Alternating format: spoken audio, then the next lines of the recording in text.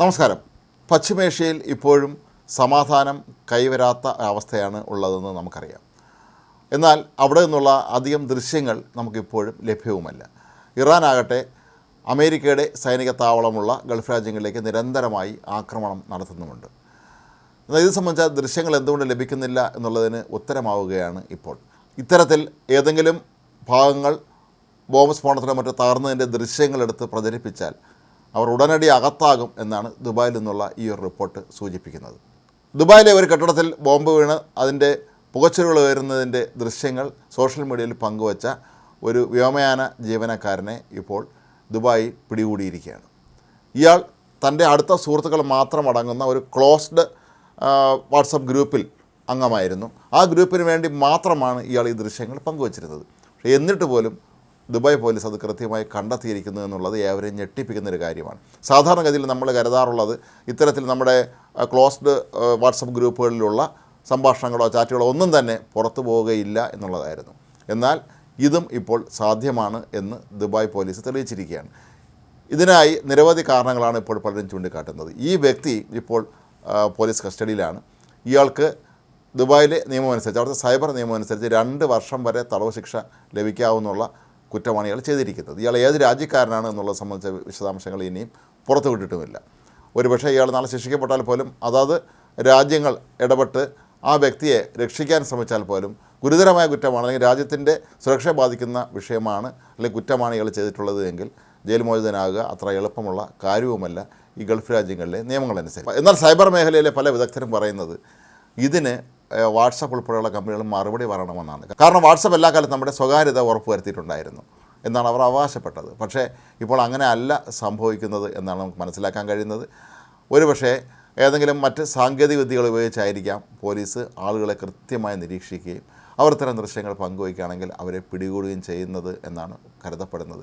ഇസ്രയേലിൻ്റെ പെഗാസസ് സംവിധാനം ഉപയോഗിച്ച് ഇത്തരത്തിൽ നമ്മുടെ വാട്സപ്പ് ചാറ്റുകൾ തട്ടിയെടുക്കാൻ കഴിയും എന്ന് നേരത്തെയും വാർത്തകൾ പുറത്തു വന്നിട്ടുണ്ടായിരുന്നു. ഒരുപക്ഷെ അതുതന്നെയാണോ ഇവിടെയും ഇയാളെ പിടികൂടാൻ സഹായകരമായി മാറിയത് എന്ന് സ്വാഭാവികമായും നമ്മൾ സംശയിക്കേണ്ടി വരും. ഗൾഫിലെ പ്രധാനപ്പെട്ട ടെലികോം കമ്പനികളായ എത്തിസലാത്ത്, ഡു എന്നിവയുടെ ഭൂരിഭാഗം ഷെയറുകളും ഓഹരികളും സർക്കാരിൻ്റെ വകയാണ്. അപ്പോൾ അതുകൊണ്ട് തന്നെ അവർക്കിതെല്ലാം തന്നെ നിരീക്ഷിക്കാനുള്ള സംവിധാനമുണ്ട് എന്നുള്ള കാര്യം പല ആളും ഓർക്കാറില്ല. ഇപ്പോൾ ഈ കുറ്റാരോപിതനായ വ്യക്തിയെ തന്നെ വളരെ തന്ത്രപൂർവ്വം വിളിച്ചു വരുത്തിയാണ് പോലീസ് പിടികൂടിക്കുന്നത്. ഒരു ചർച്ചയ്ക്ക് വേണ്ടി വരാൻ ആവശ്യപ്പെട്ടതിൻ്റെ അടിസ്ഥാനത്തിലാണ് ഇയാൾ പോലീസ് സ്റ്റേഷനിലേക്ക് എത്തിയത്. അങ്ങനെയാണ് ഇയാളെ പിടികൂടിയത്. അപ്പോൾ ഏതായാലും ഗൾഫ് യുദ്ധം അനിശ്ചിതമായി നീളുമ്പോൾ അവിടെ നിന്നുള്ള ദൃശ്യങ്ങൾ എന്തുകൊണ്ട് നമുക്ക് ലഭിക്കുന്നില്ല എന്നുള്ളതിന് കൃത്യമായ മറുപടി ഇതിലൂടെ നമുക്ക് ലഭിക്കുകയാണ്. ഗൾഫ് രാജ്യങ്ങളെ സംബന്ധിച്ചിടത്തോളം അവരുടെ സുരക്ഷയ്ക്ക് അതീവ പ്രാധാന്യമാണ് എല്ലാ കാലത്തും അവർ നൽകിയിട്ടുണ്ടായിരുന്നത്. അതുകൊണ്ട് തന്നെ ആളുകളെ ഭയപ്പെടുത്തുന്ന രീതിയിലോ അതല്ലെങ്കിൽ ആളുകൾക്ക് സർക്കാർ വിശ്വാസം നഷ്ടമാകുന്ന രീതിയിലോ ഒക്കെ തന്നെ ഒരു കാര്യങ്ങളും ചെയ്യാൻ സാധാരണഗതിയിൽ അവിടെ സർക്കാർ അനുമതി നൽകാറില്ല.